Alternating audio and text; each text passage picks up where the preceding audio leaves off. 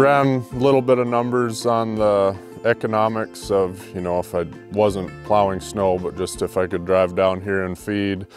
And so I calculated in the cost of hauling these bales off to the hay yard, which there's a hay yard close, and then coming down and unrolling the bales every day versus bale grazing, and not taking into account feed costs, because I'm assuming they're eating about the same amount of hay whether I'm rolling it out or they're bale grazing.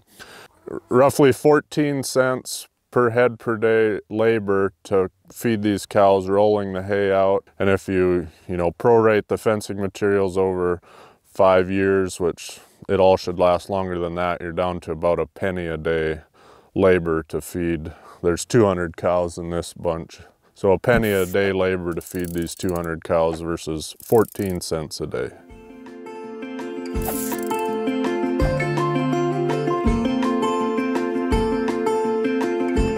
Like 2016, we had a big blizzard over Christmas, and I don't know how much snow we got, but we had cows bale grazing, and I just rode the snowmobile down to check water. I didn't have to plow snow to go feed or anything like that. That winter we did run out of bales to bale graze, and so I was having to come down with a tractor to feed. I'd come down every other day because I had to plow snow to get here, and I was burning 35 gallons of diesel fuel a day just to come feed these cows, where before I was burning $1 worth of gas in the snowmobile to make sure they had water. And so the economics changed in a hurry when I was bale grazing that winter to when I had to start rolling out feed to them.